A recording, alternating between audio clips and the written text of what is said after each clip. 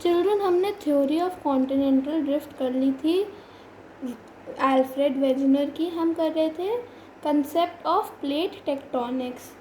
ठीक है, हमने उसके 7 पॉइंट्स कर लिए थे and we were about to start from this point.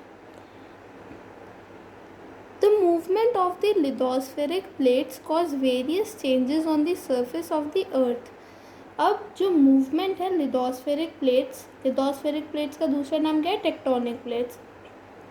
तो जब इनकी मूवमेंट होती है तो ये मूवमेंट काफ़ी चेंजेस लाती है on the surface of the earth.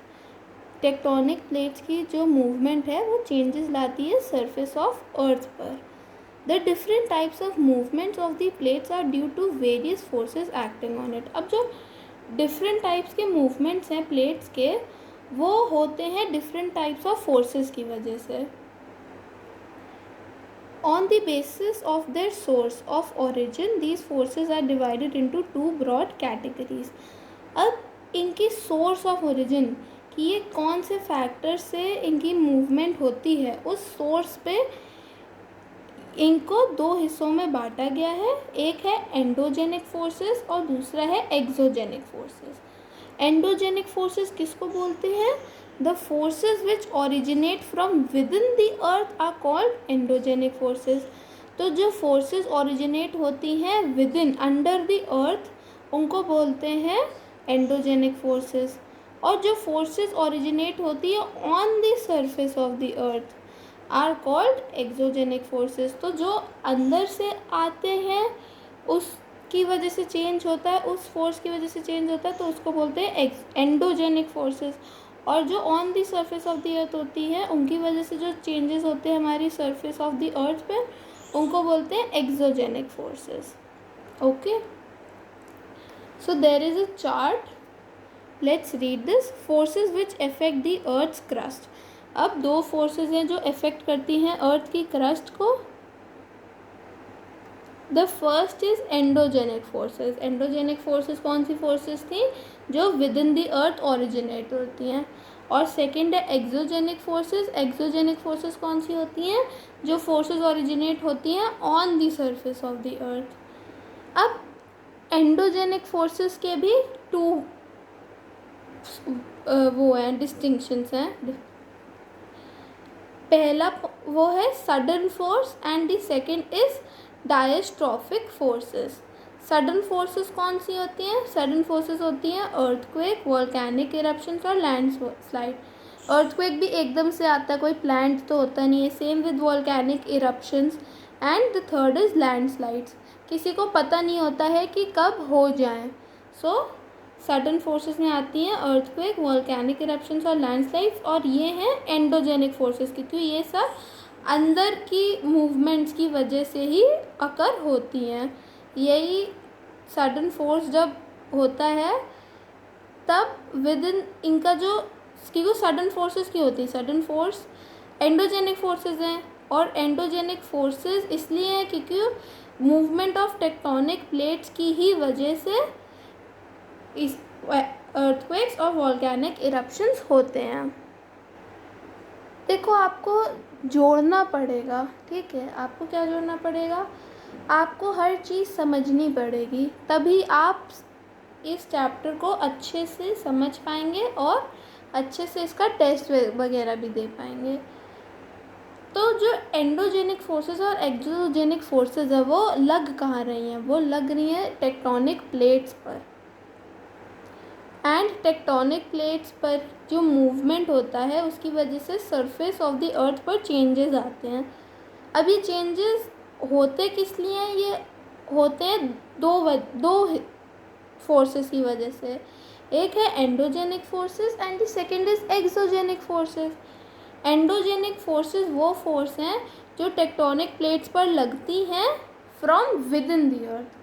और एक्सोजेनिक फोर्सेस वो फोर्सेस हैं जो प्लेट्स पर लगती हैं जब जो ओरिजिनेट होती हैं on the surface of the अर्थ। तो मेन बात है कि ये फोर्सेस ओरिजिनेट कहाँ हो रही हैं, विद इन द अर्थ कि on the surface of the अर्थ। बस यही आपको समझना है एंडोजेनिक और एक्सोजेनिक फोर्सेस में। पर एंडोजेनिक फोर्सेस में वी हैव 2 पॉइंट्स। एक होता है सडन फोर्सेस होती है और एक डायस्ट्रॉफिक फोर्सेस। डायस्ट्रॉफिक फोर्सेस में आती है mountain buildings. Now coming to exogenic forces. Exogenic forces जो फोर्सेस ओरिजिनेट होती हैं on the surface of the earth और लगती हैं टेक्टोनिक प्लेट्स पर। That is erosional and depositional work. जो इरोजन का वर्क होता है और डिपोजिशन करने का वर्क होता है। रिवर्स, विंड, ग्लेशियर्स या सी वेव्स, इन सब से भी हमारी टेक्टोनिक प्लेट्स इफेक्ट होती हैं इनके इरोड या डिपॉजिट होने से। Okay, and please if you have any doubt you are free to ask. Just drop a message in the group. Now the endogenic forces can produce sudden or slow movements or both. Endogenic forces या तो sudden movements कर सकते हैं या slow movement कर सकती हैं. These forces also cause horizontal and vertical movements. ये जो forces हैं endogenic forces वो horizontal भी कर सकती हैं वो अपनी मूवमेंट या vertical. Horizontal is slanting and vertical is straight, तो ऐसी मूवमेंट्स भी कर सकती हैं। Now coming to volcanoes.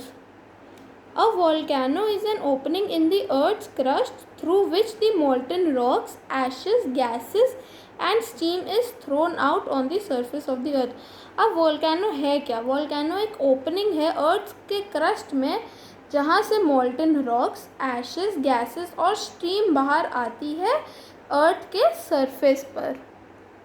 Please come to the next page. इस नेक्स्ट पेज पे आपको एक डायग्राम दिखेगा विच इज़ वेरी इंपॉर्टेंट। उससे आपको और समझ में आएगा अबाउट दी वोल्केनो।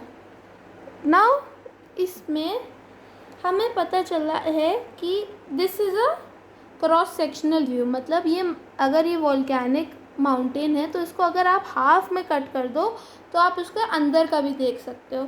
तो ये बिल्कुल वैसा ही आपको समझाने के लिए करा गया है इस फिगर में ना। इसमें आप देख सकते हैं कि जो बिलो दी अर्थ मतलब अंडर दी अर्थ क्रस्ट यहाँ पे मैग्मा चेम्बर है। यहाँ से मैग्मा या मोल्टन रॉक्स यहाँ से सब बाहर आती हैं।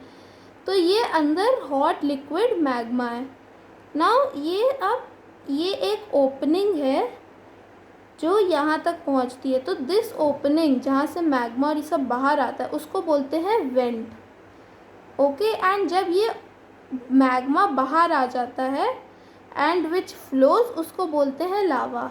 तो जब तक ये जो चीज़ है वो अंदर रहती है उसको मैग्मा बोलते हैं और जैसे ये अर्थ के सरफेस पर आ जाती है इसको लावा बोलते हैं। ओके, एंड इसमें से निकलता क्या? इसमें से निकलता है ash, gas, lava and smokes and other things. और ये जो राउंड शेप ओपनिंग है इसको बोलते हैं क्रेटर। ओके, सो अब आपको पता है कि वेंट क्या होता है, magma, lava and crater. So we will start from here in the next video. We had seen the video, we know what is a vent, shaft और क्रेटर। अब हम आगे वीडियो में और पढ़ेंगे वोल्केनोज के ही बारे में।